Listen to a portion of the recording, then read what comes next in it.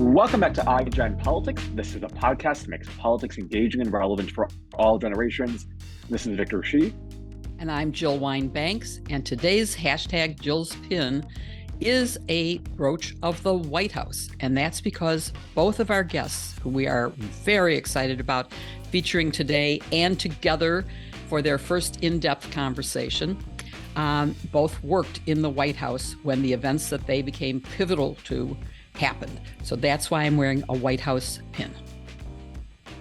All it takes is one voice, one person with enough courage to speak the truth to change the entire course of history.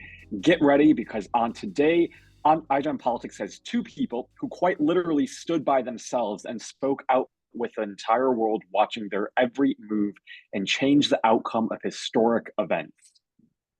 Our two guests of them, our first is Cassidy Hutchinson. You certainly remember her as one of the stars during the January 6th committee hearings. She shared with the world compelling details about what Trump and his team were doing on January 6th, before January 6th, and it was definitely world-changing. It was the work that they were doing to change the outcome of the 2020 election. Cassidy, at that time, was serving as the chief of staff to the chief of staff, Mark Meadows, during the Trump administration's last days. And she is now out with a wonderful tell-all book titled Enough. And our second guest today is the person who inspired Cassidy Hutchinson to come forward with her story in front of the entire world at such a young age. And he is Alexander Butterfield. For those old enough to remember Alex, Chu was a star witness during the Watergate hearings, and like Cassidy, served as the assistant to the chief of staff during the Nixon administration. Jill has known him since that time and can add details of the drama of his revelation of the White House taping system.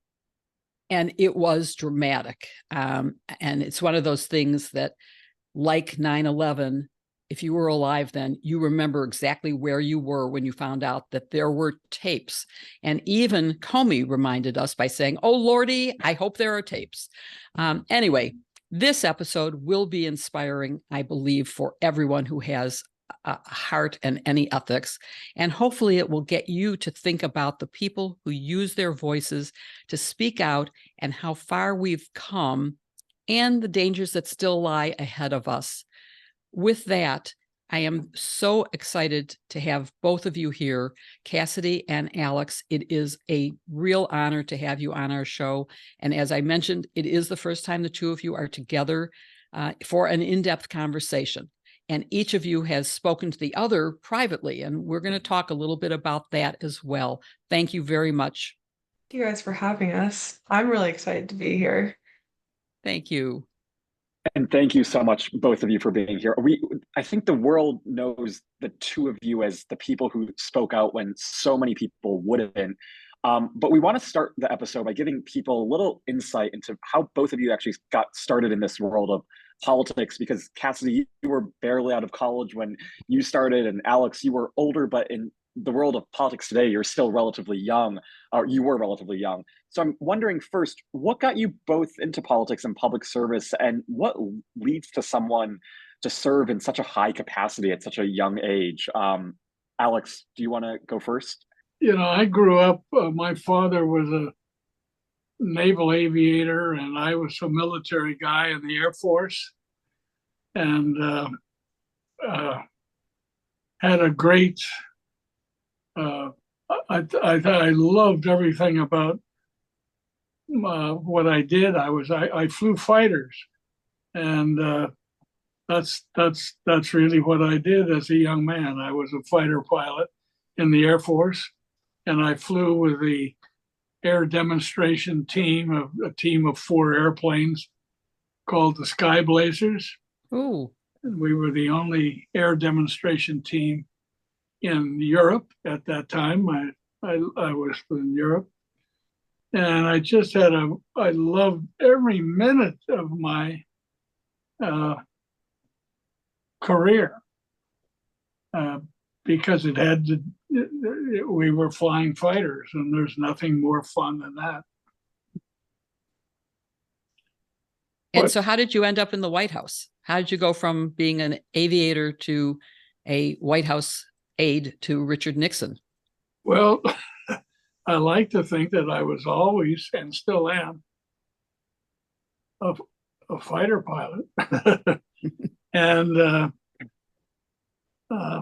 gee, I forget how all of that happened. I really do.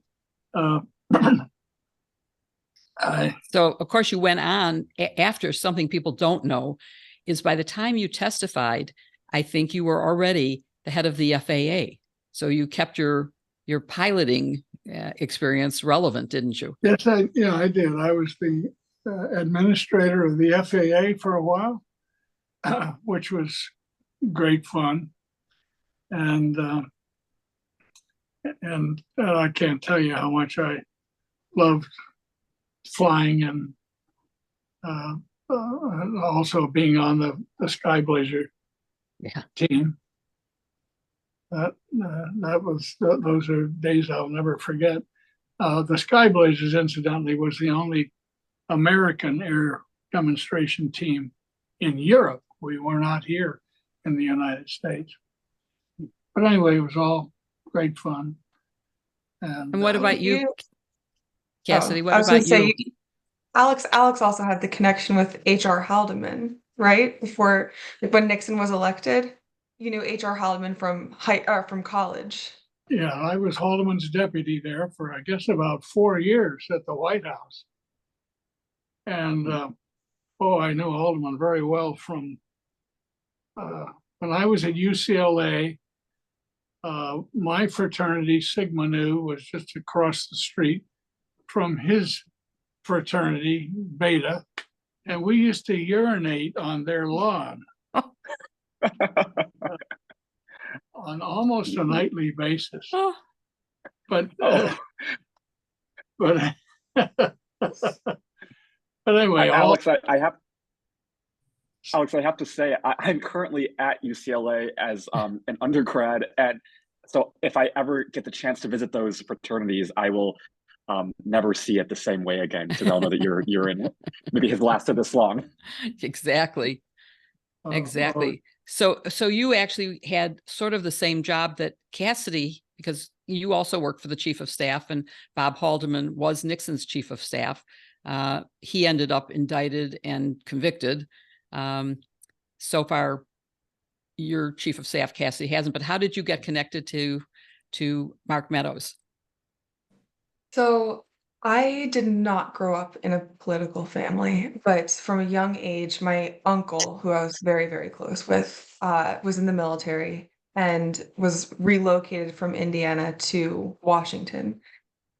So it was really that first trip to Washington. And the only thing I've been able to somewhat adequately describe it as is almost what I look at now as almost sort of like a sense of premonition.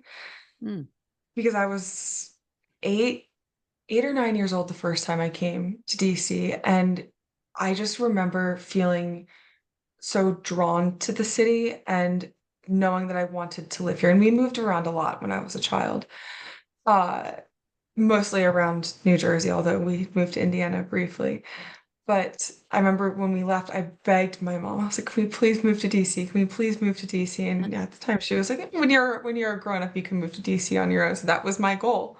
So then I slowly evolved into wanting to pursue a path in public service, although I didn't really know what that could look like. My family was fairly, if not moderately, skeptical of the government, so it wasn't necessarily the friendliest environment to have that career aspiration. But when once I was in high school, I watched very closely the 2012 campaign against Mitt Romney and President Barack Obama, and sort of knew that politics was my calling. Wow. I went to college and I was a sophomore, and I applied to every single House Republican office, and by, I guess, a stroke of good luck, I received an internship with then Majority Whip Steve Scalise. So now this is the summer of Wow. 2017.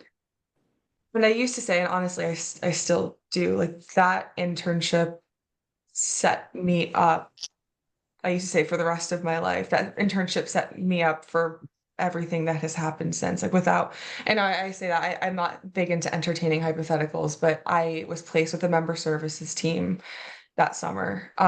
So for people that don't really know member services, that's majority whip. They're in charge of knowing every single House Republican, knowing them well enough to know how they're going to vote on bills or how, like, what makes them tick and what would make them want to vote on a bill. Um, and I got the bug that summer. Following summer, I interned in the White House Office of Legislative Affairs, where I was hired full time when I graduated college in 2019. And I was placed with the House team. So again, sort of like a member services job. I was in charge of managing all House members at that point, but primarily Republicans. Um, and I mean, I got close with several members of Congress, but that fall is when the first impeachment inquiry opened, which Mark Meadows was a fairly significant figure in. And we started working together very closely throughout that period of the first impeachment trial. And soon after that, he was named the chief of staff. So I think, I would defer to him on why he decided to hire me, but I would, for speaking for myself, we did have a very close working relationship, and I think that he saw me as someone that not only understood internal dynamics at the White House, but understood the dynamics of how the White House should interact with Capitol Hill. And that was really important to him, as a former member and coming into a position in the executive branch for the first time, to have somebody that sort of knew how that all operated. So, I mean, that's my medium length answer of how I ended up where I. Yeah.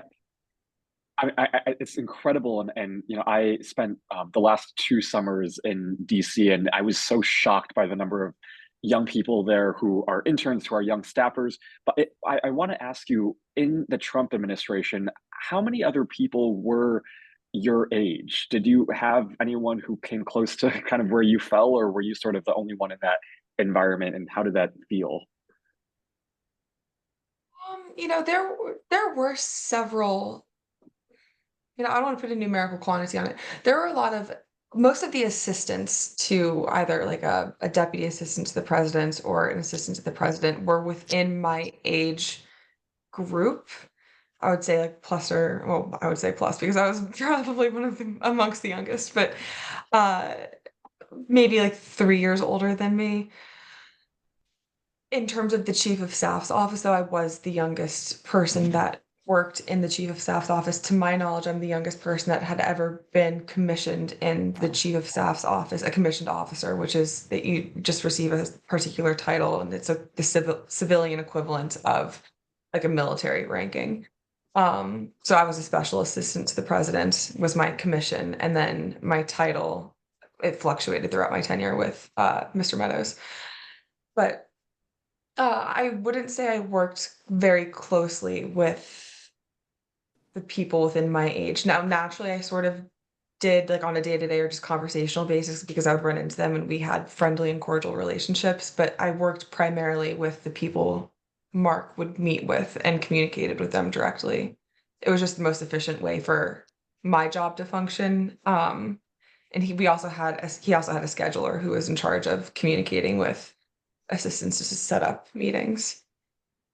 So I want to go to another question, but I can't resist the temptation since you said you started out as an intern to Steve Scalise, who has, of course, been a major player in the last few weeks. If you've stayed in touch with him, if you know how he's feeling, I want to say to our audience, we're recording this before we know the outcome of the second vote for speaker. The first vote, that is the first vote with Jordan as the nominee for the Republicans, and he didn't carry the first vote by 20 or more losses from the Republican tally. But Steve Scalise got some votes in that. And I'm just wondering how you feel, how you think he might feel. It's sort of is difficult to speculate on that because I don't know. This is actually the second Congress that I haven't been personally Mm, part of.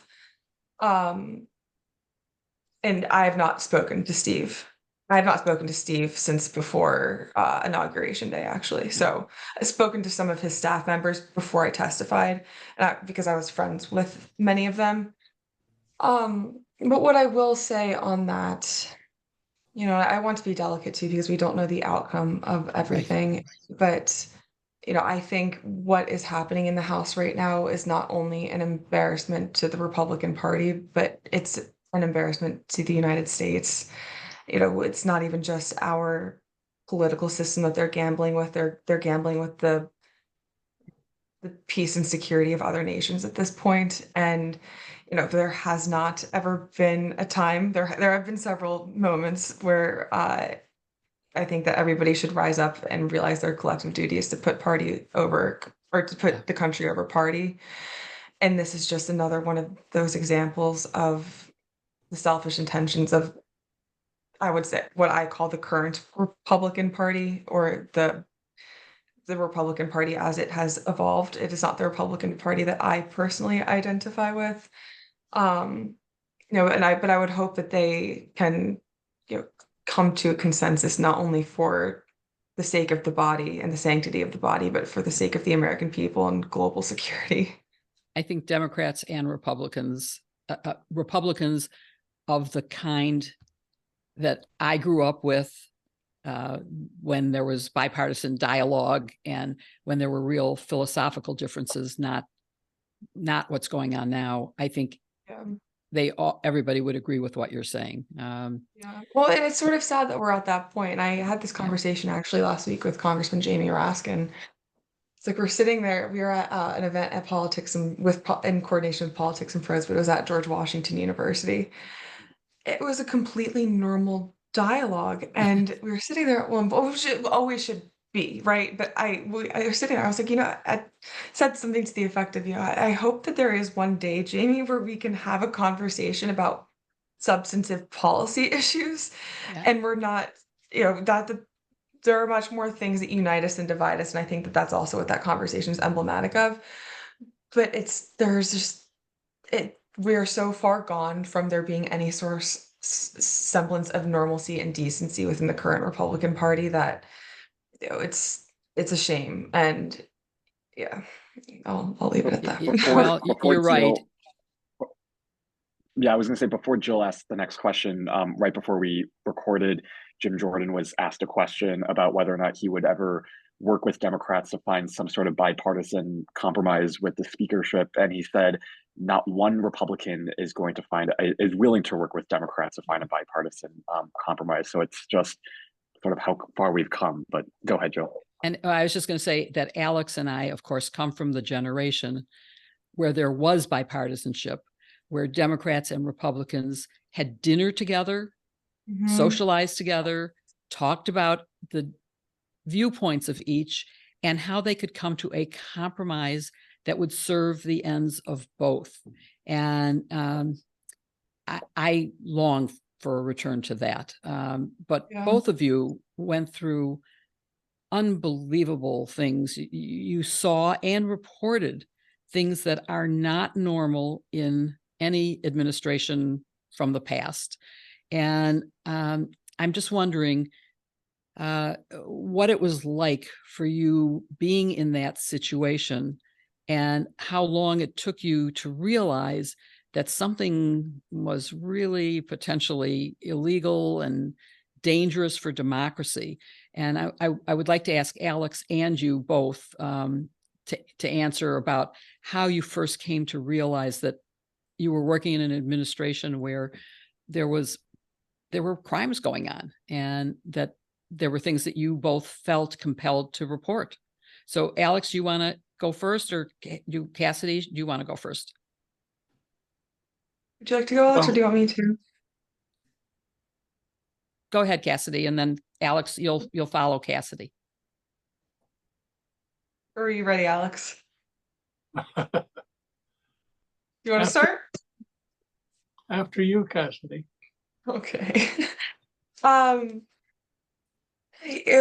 talk about this a lot in the book, and I don't want, there's a very long answer, and that's what's in the book, but there's the shorter / mid-length answer. And this is also something I struggle with to explain, because unless you really know or have studied the mentality of not only the Trump administration, but the Trump movement and also far right-wing media, it's sort of difficult to just wrap into one simple response. What I will say on this is, I did very loyally serve in the administration, and I wrote the book as I was experiencing things in real time intentionally, because I wanted people to sort of try to grasp a sense of what I was thinking at the time. And that continued through the moment I actually testified and afterwards. There were several moments throughout my tenure with Mark, the chief of staff, where I would raise an eyebrow, but also, sort of be jarred and think, maybe there's something more going on here and I should pay a little bit more attention.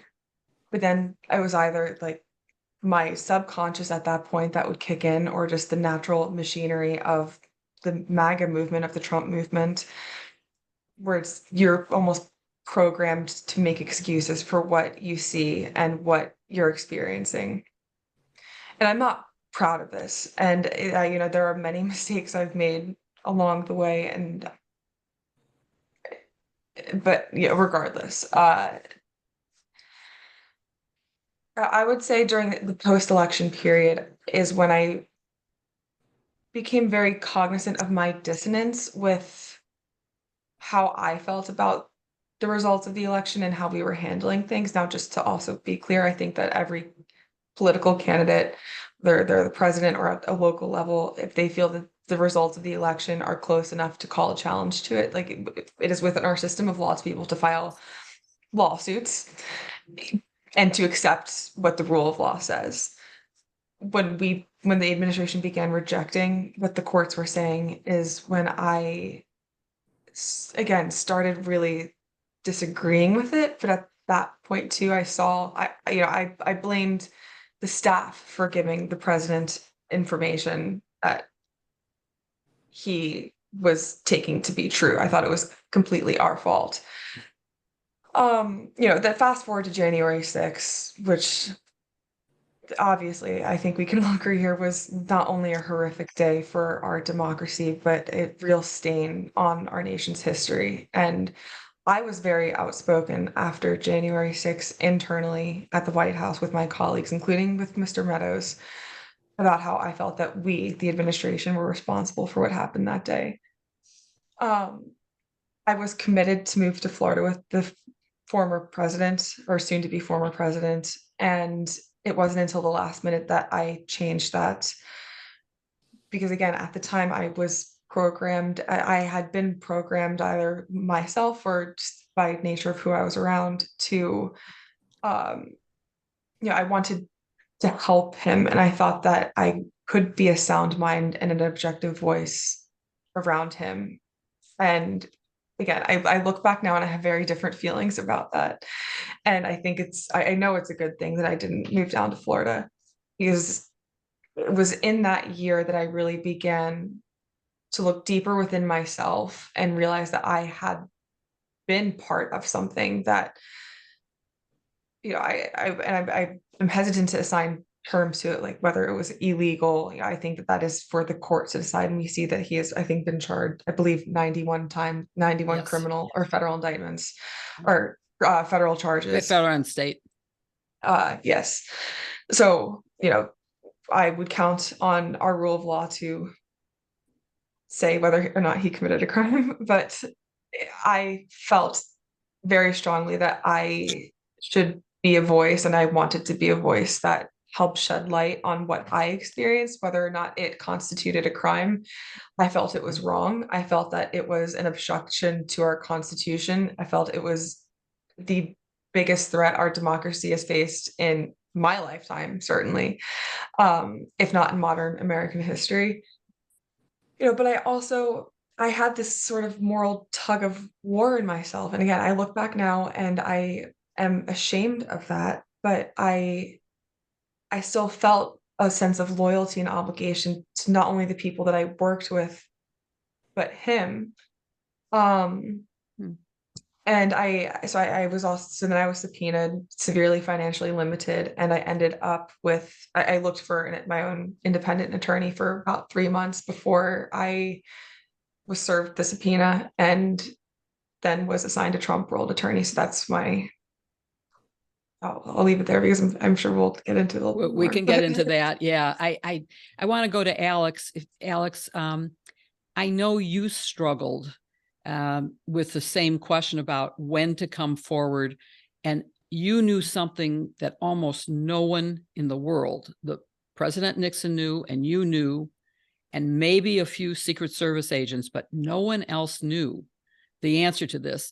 And you had gotten subpoenaed, and you came in to talk to the Senate staff on a Friday, and you can tell the story better than I can, but you had said you thought about how you were going to answer the question, and that you weren't going to volunteer any information, but that if you were asked a specific question, that you were going to tell the truth. So can you talk about that? About, first of all, how did you learn there was a taping system? How did you know that? Well, I think I was one of the persons that put the taping system into action. That's how I knew about it. Right. The president asked you to do it. Yeah. And in those days, I was sort of the liaison guy in the White House with the Secret Service. I actually, at one point, chose who the next person was to run the Secret Service. I was pretty close to the Secret Service, and as I say, yeah, kind of a liaison guy at the White House for them. So I felt very at home, and I didn't think that what we were doing was wrong.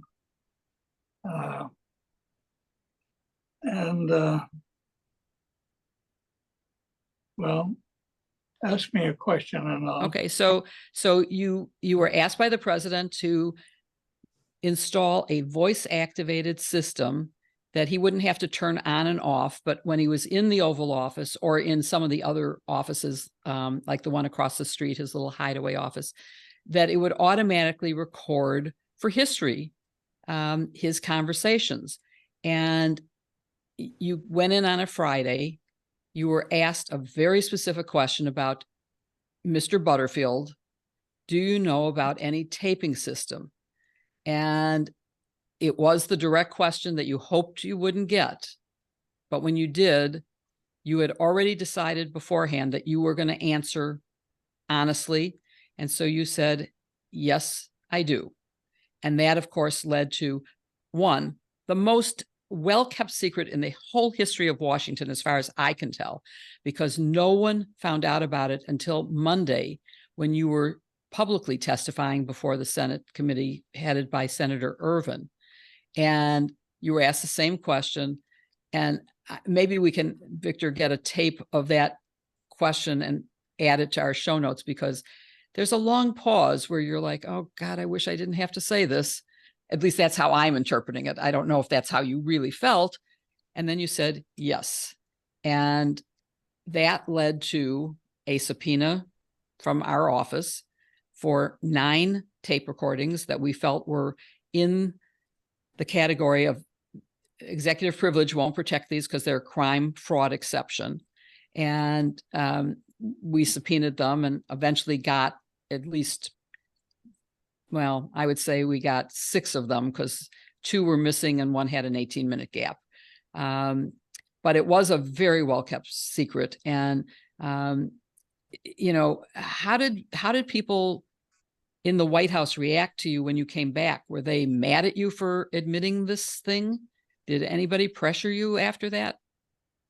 No, I don't recall anybody being mad and although it's hard for me to remember a lot of this, but there was no, I never did feel that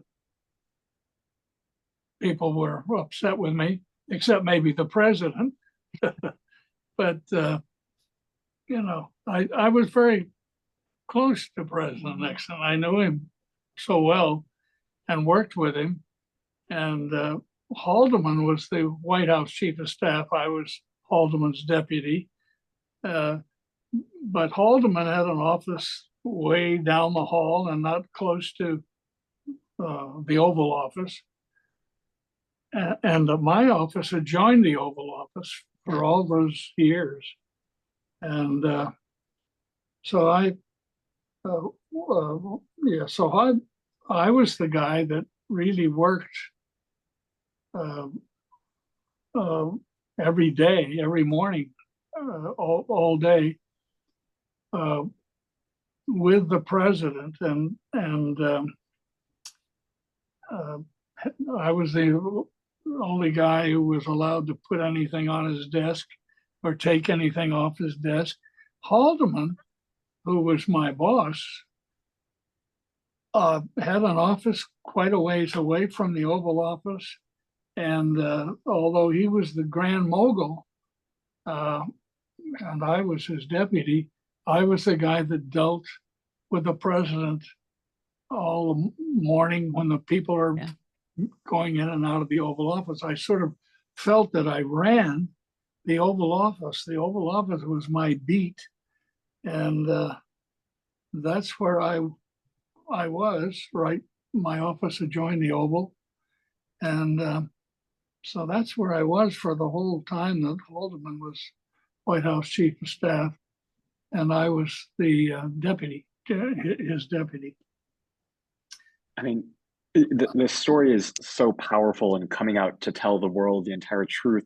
And Alex, I'm sure you know this, but you know, Cassidy often cites you and kind of your coming forward as the reason why she came forward. And I'm wondering, Cassidy, can you talk a little bit more about that and how important it was to look back in history and see people like Alex who used their voice when so many people at the time didn't?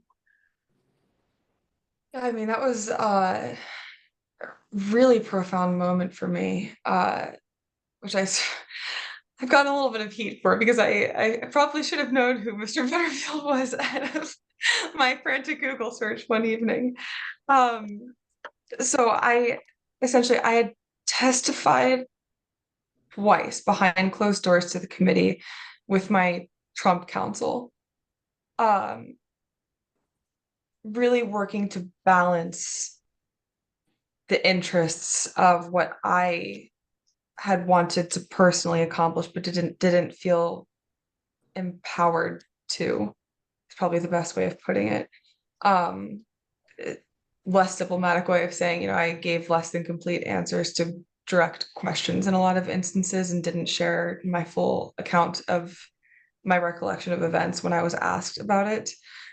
In early April of 2022, after I testified twice, there were several pages of both of my transcripts published because they had filed a motion, a summary judgment against Mr. Meadows for not complying with the subpoena.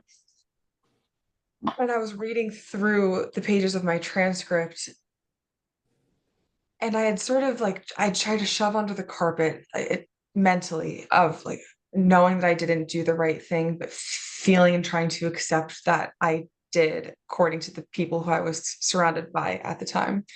But I just had this, I call it sort of a mental breakdown, but it's also a very, hopefully the most severe moral crossroads I ever come to in my life, because I, on one hand, knew who I wanted to be, knew I wasn't honoring who that person was. But on the other hand, I saw and I knew who I had become and was continuing to become. And I knew that I had emotionally and mentally to try to correct course. One, for the nation's history, but two, also for my own conscience. I reached out to a member of Congress who did not serve on the January 6th committee, who told me to go look in the mirror. And I was on the phone with this member, and he asked me if I could live with myself for the rest of my life, knowing like what I had said and how I felt about the situation. So that's when I what I term personally as started back channeling with the committee, but I only got the courage to do that after reading The Last of the President's Men that Alex worked on with Mr. Woodward. And as I was, I was frantically driving to New Jersey one night, and I was very isolated. It was one of the darkest periods emotionally of my life that I had been in, because I didn't really know how to get out of the situation that I found myself in. And I also felt like I needed someone to look to for courage, and also as an example of moral character. And I knew of John Dean, but I did not feel that, I had this perception in my mind of Mr. Dean that, he was the White House counsel, and I was nowhere near the level of the White House counsel. So I Googled Watergate, thinking there had to be somebody that was an assistant to the chief of staff or deputy assistant to the chief of staff who testified during all of this. And I find Alex's name on Wikipedia and realized that we had almost identical titles. So then I opened a new one, and I'm like, he had to have written a book. He did with Mr. Woodward. Right. And I read through the book several times, and there were a lot of profound revelations that I found within those pages. But after each time I read it, my resolve strengthened, knowing that I didn't feel alone anymore. I had someone to look to, that I didn't think that any of the information that I knew could potentially, at the time, I didn't think it could potentially be as damaging as what Alex knew.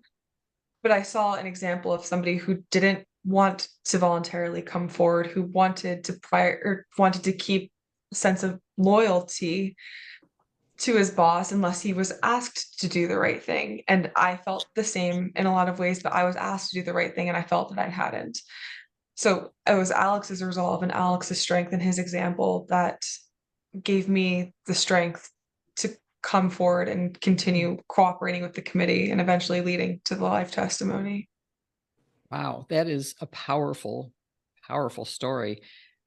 Alex, do you remember seeing Cassidy testify, and how you felt knowing that you had a role in her coming forward? And of course, Cassidy, you're understating the impact your testimony had. It was a very powerful piece of testimony and did make a huge difference in how people perceived January 6th. So it was very important testimony. But, At the time, I wasn't really fully aware of that until I had switched legal counsel. Yeah. So Alex, do you remember hearing her testify? What's that?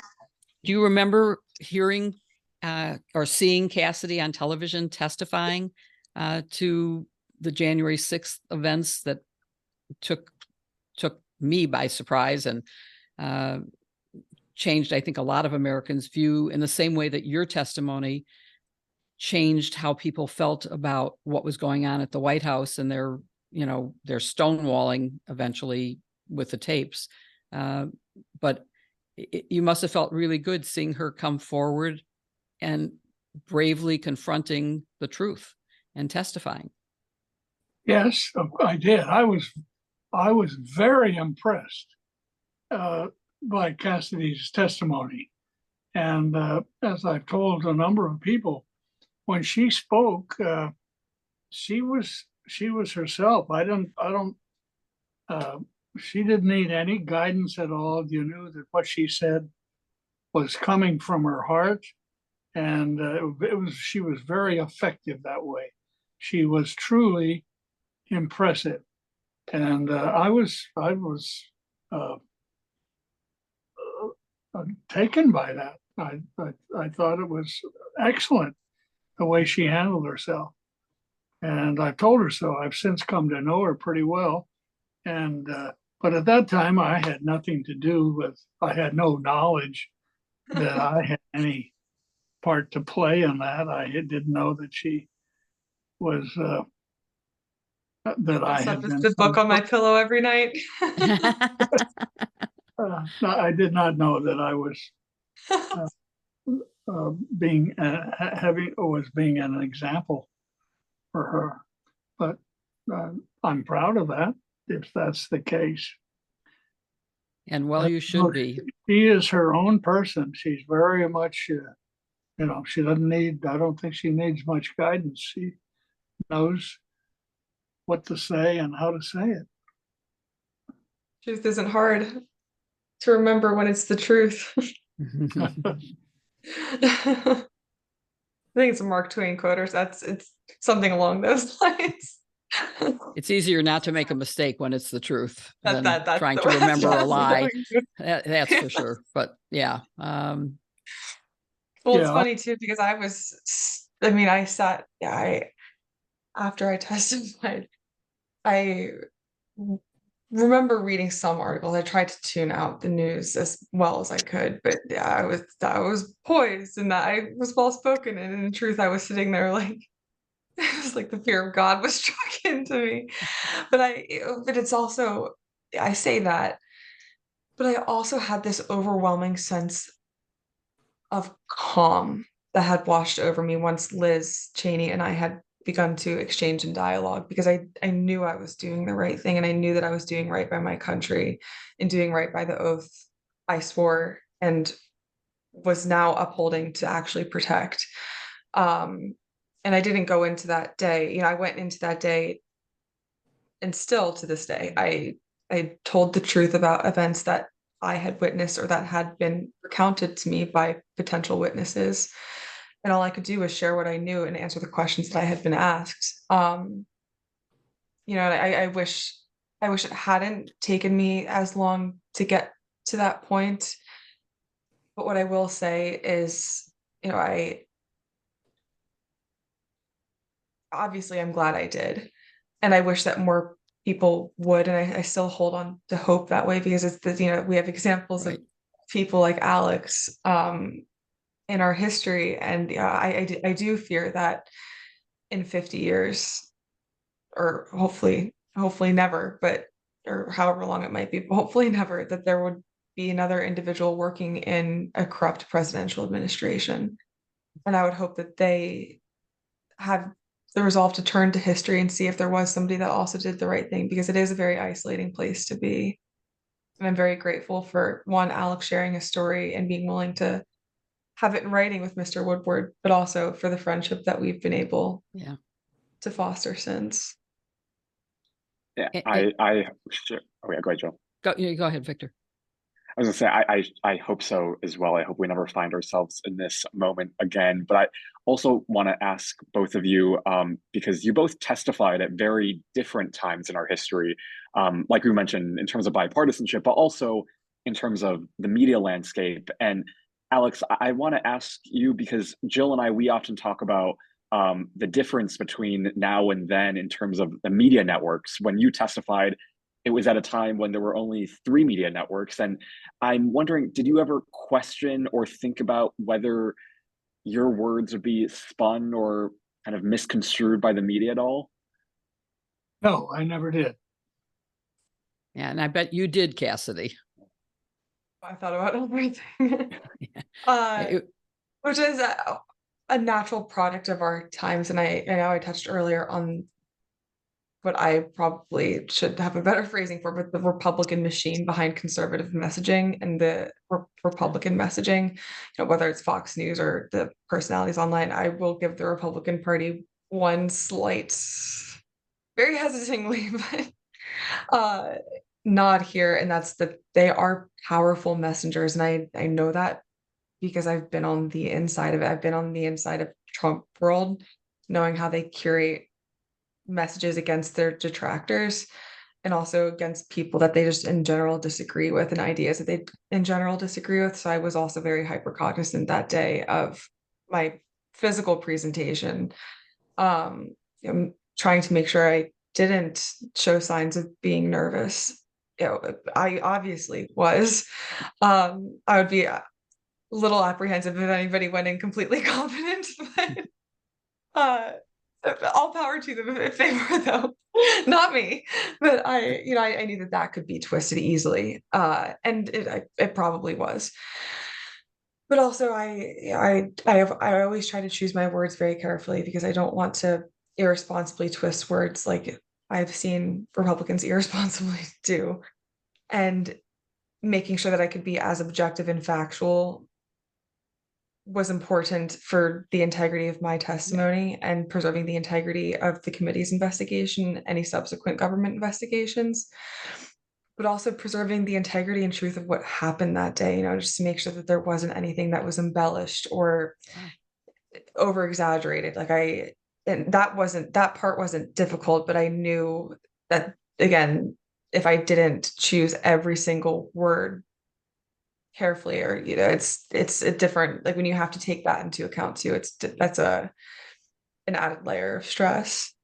It is, and it's such a different time when you have social media and right-wing media that will deliberately convey disinformation, misinformation, twist what's said.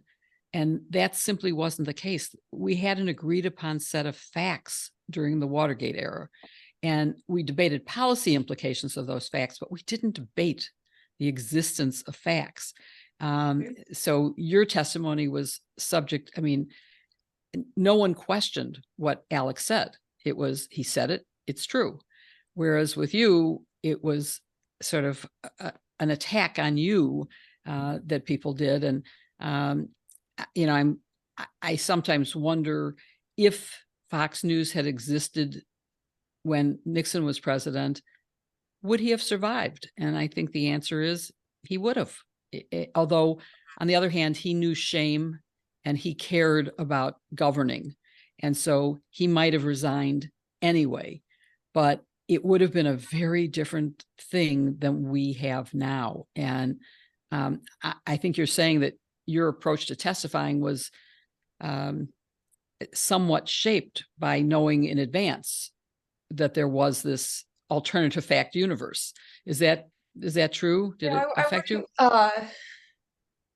It affected me. I wouldn't say it was shaped by it, because I don't want to give the impression that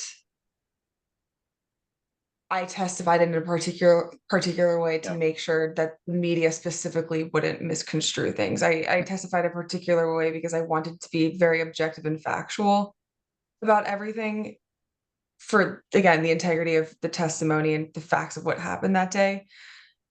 But also because I again, like what you said, if there was any word even accidentally misspoken, or that, but I also went into it very well aware that many things I was going to say would be challenged. I had made peace with that. I know what I know. And if people have other recollections of things or the way that things unfolded that day, then I think that, perhaps they have now, but at the time on June 20th, 2022, they should have contacted the committee that afternoon or the next day and decided to agree and comply with their subpoena. Unfortunately, in many cases, that didn't happen. And there were many men who continued to hide behind anonymity and put out statements not directly contributed to themselves to dispute what I said. And, you can do it under oath. In terms of your both, two things. One, I just want to go back a little with Cassidy, is that both of you had a dramatic impact on public opinion. And Cassie, I'm wondering if there's one thing that you think people learned from your testimony about President Trump, and what it's important to understand as he is a candidate again for nomination to be the Republican candidate. And you could throw into that also, if you still consider yourself I don't know what you call them now, but an old GOP person from when the Republican Party was the grand old party. You know, what keeps you in the Republican Party, and what do you wish the Republicans would do today? Yeah, I've gotten some heat for this, and so I want to be delicate and careful with it, but I'm not ashamed of it. I just want to make sure I approach it the correct way, because I do still consider myself a conservative. Yeah, and I always have been on the more moderate side, the conservative / Republican Party, whatever we would like to call it.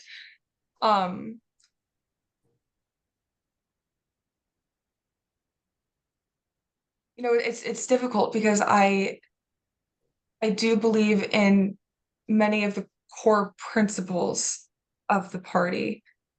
And I think that there's a big disconnect in the public perception of what those core principles are, because they have been so publicly misconstrued at this point. And again, this is all my opinion. But what I also will add to that is, if Trump, you know, I think that every American in this next year has an obligation as an American to make sure that Trump is not the nominee on the Republican ticket next year, which unfortunately looks likely, but it doesn't mean that it doesn't mean that it has to happen. So, you know, I view the platform that I have now as somebody that was on the inside, that was not a never Trumper, and that was very much part of that movement and his administration until I wasn't. But he's also somebody that never would have called me a rhino. He knows at a point I was very loyal to him. And I say this all with the hindsight that I have now. And we've slowly seen more voices come out speaking to the dangers of Donald Trump. But I think with the platform I have now, being able to communicate with people in a responsible way so they listen. You know, I didn't testify. I testified to tell the truth and to make sure Americans knew the facts of what happened that day, whether they wanted to believe them or not. I didn't testify that day hoping or expecting everyone to believe me. What I hope that I can do with the platform I have right now is encourage more people to listen. And I know that sort of sounds a little hokey, but I think when you go into a conversation with people who might be on, you know, there are people in both camps that we're never going to get. There's people on the very, very far left who are never going to like me, no matter what I say or do, and that's okay. There are people on the far right who are going to always think I'm the greatest villain to Donald John Trump, and that's also okay. That's their opinion. I'm never going to change their mind. But there is a big population of people, if they aren't already have somewhat favorable views of what I did and telling the truth, who are what I would call the swing voter or the undecided going into next year. And they might think, you know, Trump might be better than Biden if people vote with their pocketbooks or whatnot, whatever their reasons might be. To be able to generate a responsible conversation where I can speak with them, and so they listen. They don't have to decide to believe me, and I'm not trying to convince anyone to believe me, but I think if we listen and let other people be heard, it encourages more people to see a different side of that political issue. And that was something that I spent the year after the administration sort of struggling with, because I reference my friend Alyssa Farah Griffin fairly often, but she came out immediately after January 6th and denounced what he did, what Mr. Trump did, and the administration's complicity. And I saw her get completely mutilated by the right and by the left. And it did not seem like a friendly environment for her to be in at all, but she persisted and she kept going. And, you know, I think about her, and I think about Liz Cheney and Adam Kinzinger and the members of Congress, Republican members of Congress that gave up their seat for telling the truth. And, you know, it's the force that we're fighting against, but it's not an impossible task. I hope you're right, because the opposite of that is fascism, dictatorship, and total disinformation. So I do hope that people will hear the story that you told, hear the story that Alex told. And I'm just wondering, what gives you both the strength and hope for the future? Do you have hope that we can, first of all, can the Republican Party be salvaged? Can there be a Republican Party that represents the majority of people who I think probably identify as Republican, as opposed to the extreme right wing that is currently taking control of the party? I think there's hope for it to be salvaged. I think it's going to take a lot of effort and a lot of commitment from people to do the right thing. And this to me too, it's the problem. Donald Trump is not the only issue. If Donald Trump was to fall off the face of the earth tomorrow, this all wouldn't go away. We have, and as we discussed earlier, where the House of Representatives is in chaos right now. Not because of Donald Trump, but because of this mentality that has been created by this movement. I have not given up hope that there can't be a restoration to some normalcy. But if he is the nominee on the ticket next year, I haven't decided what I will do politically, but I don't know if I'm not confident I could continue to call myself or identify with the Republican Party, because for me that really is, and maybe it should have been in 2016, should have been the breaking point for me, but it wasn't. And maybe it should have been after I testified, but it wasn't, because I do still think that we need to have two strong parties that can debate policy and issues that actually matter, and that matter to Americans and matter to the prosperity of this country. And if we are going to concede that we're just going to allow these people take over what was once a somewhat prosperous party and the prosperous Democratic Party, like that's, I don't want to concede to that, but there has to be some resolution at some point. And I think in this next year, I think that what happens this next year will be really telling about what happens in the future. But what I want to continue to do is to pass the mirror test, and by doing that, I want to make sure I do everything that I can, and also so I can explain to my children and my grandchildren one day that this is how history unfolded in my lifetime, and there were people who stood for the right things and stood for our rule of law. So, Alex, I have one question for you, because one of the things we love to do on this podcast is talk about advice for younger people. And I'm wondering, what advice might you give to someone like Cassidy, any young person out there who look to people like you in history and wonder how they too can find and use their voice? Well, first of all, if a young person is asked to testify, they should understand that what is wanted from them is their genuine feeling of something. That's why they're being asked the question. What do they, at their age and with their experience, have to say to the American public? And not hesitate to just speak up.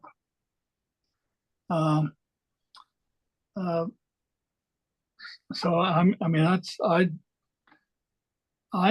never minded testifying.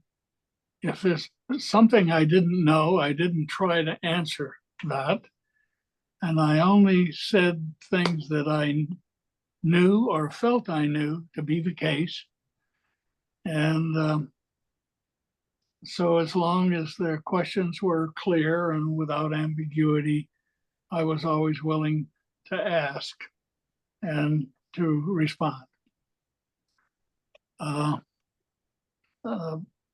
When I think back of, I think of Sam Erwin, who was the chairman, I guess, of the Watergate Committee, I forget. And he'd say, meeting come to order. and the meeting would come to order. And in my case, he then said, Mr. Butterfield, are you aware of listening devices in the Oval Office of the President? And of course, that was a deep, dark secret. And I was aware of it. And so there was a long pause because he said, are you aware? And at that moment, I was not at all aware of anything in the Oval Office. So I said, after the long pause, I was aware of listening devices. Yes, sir. And we went on from there. But I don't think there's anything wrong with testifying. If you have something to say it. Don't ever make any shortcuts or try to be cute with a committee. You just tell what you know, and you can say it loud and clear. And rest assured that you have done the right thing.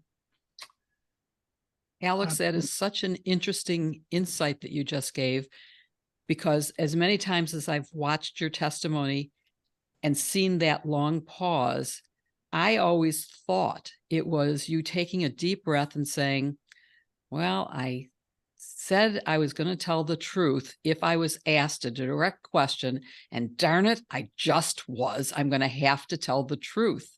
But it's so interesting that you were talking about the word are versus were you. And that's just very interesting insight to me. I love that. And I want to go on because we got a lot of questions when we announced that we were having the two of you as guests. So our social media feeds sent us a bunch of questions.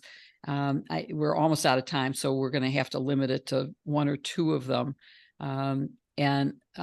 One is specifically for you, Cassidy, which is, what's next for you?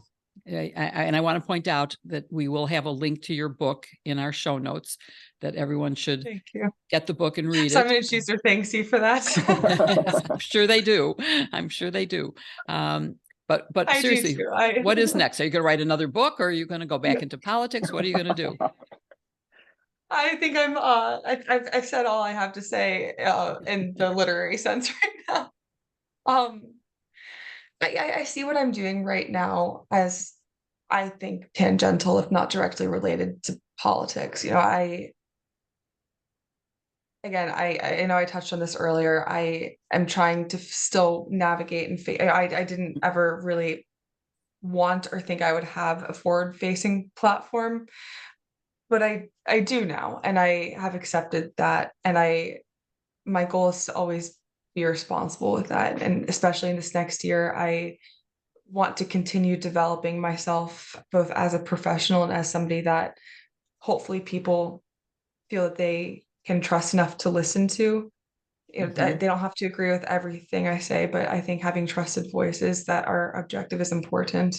You know, and again, I know I said this earlier, but I do really feel that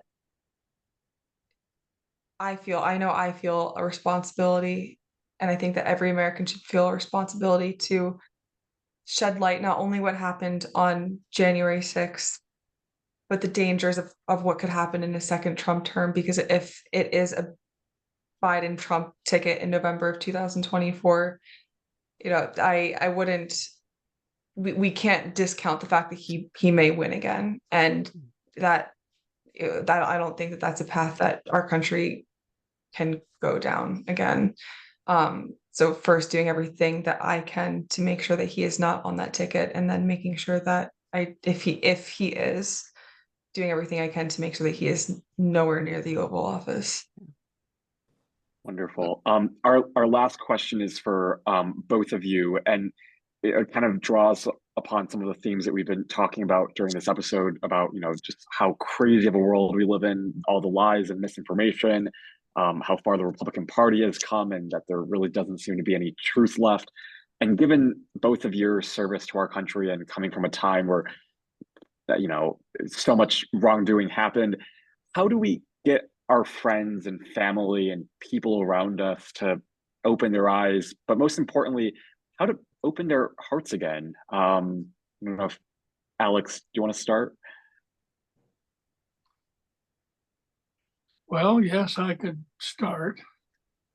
Um, I think I think what's transpired here today is the kind of thing that I like to think that many Americans would have an interest in.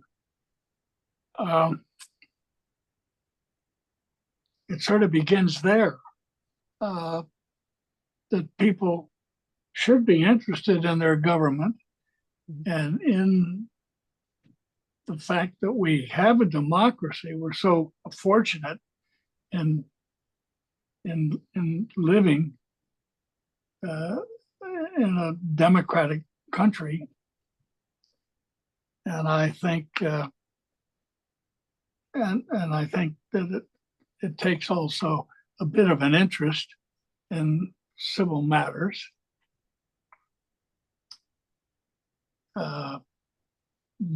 Disinterest is not a good thing, but an interest and the participation in the democracy are great things. So, I think the democracy is okay today, and I think most Americans understand that and are proud of that fact. I, to speak for myself, I loved government.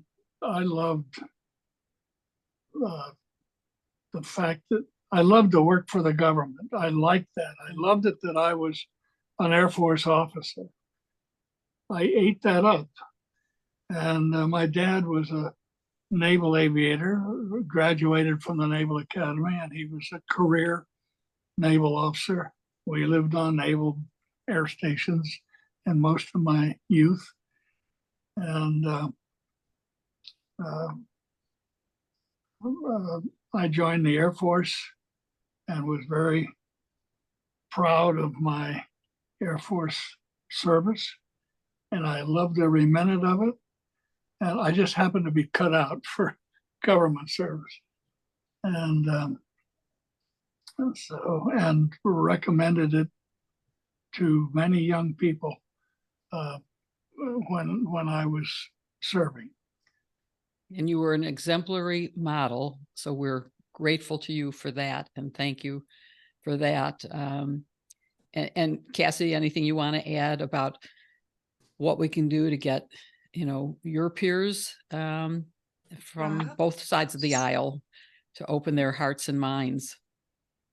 Yeah, briefly, I know I touched on a little bit of this earlier, but I think again, it's for some people, I think it's easier said than done. But approaching conversations with an open mind and an open heart. You don't have to agree, whether it's a former Trump administration staffer, campaigner, somebody that worked on Capitol Hill for a member that I would consider maybe part of the MAGA movement or that side of the Republican Party, or just an average American who supports Trump, but might not or is on the fence about doing that.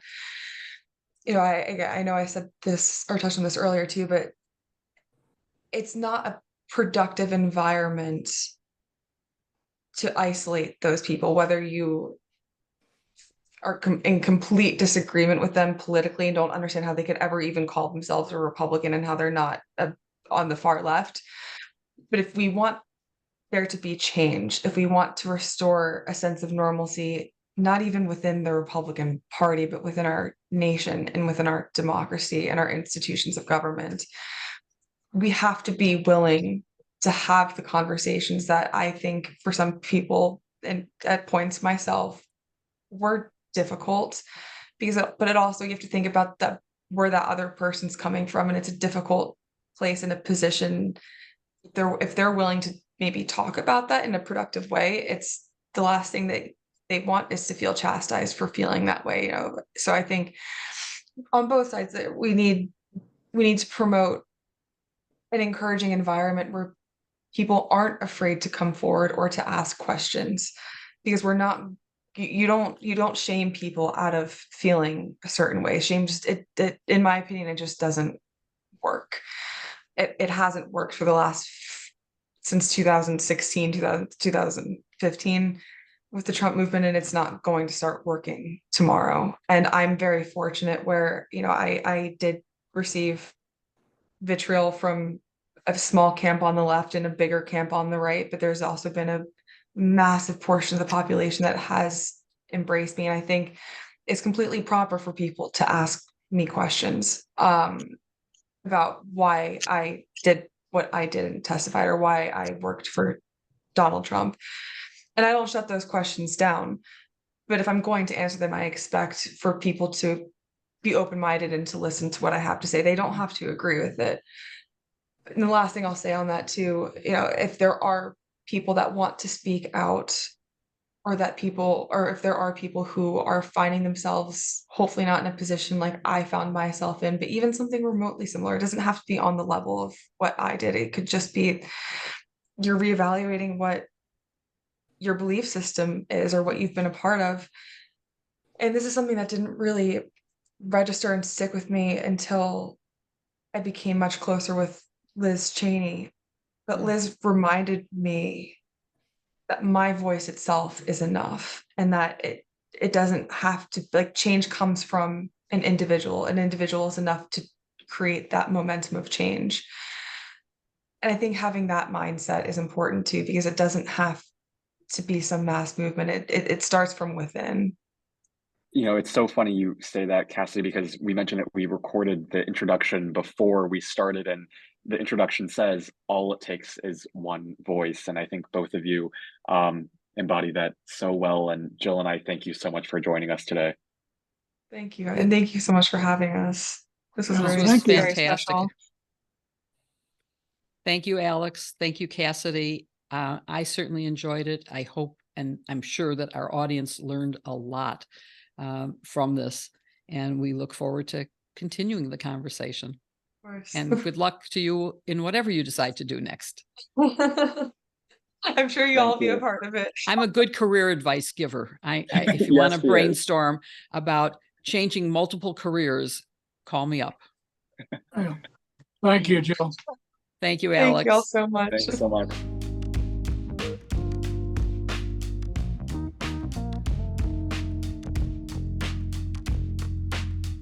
We hope that you found this interview as inspiring and as enlightening and as moving and powerful as Jill and I both did. We enjoyed it so much, and we hope that you will tune in again next week for another episode of iGen Politic. In the meantime, you can subscribe or follow us wherever you follow your podcasts. And if you watch us, you can also subscribe to us on YouTube at youtube.com/Politicon. That would help so much. Thank you everyone for watching, and we will see you next week. And I suspect some of you are first-time viewers because of the guests that we had today, but I promise you every week, past and future, have great guests. And so you may want to look at some of our former episodes and who we had as guests, but join us for the future. Thank you very much.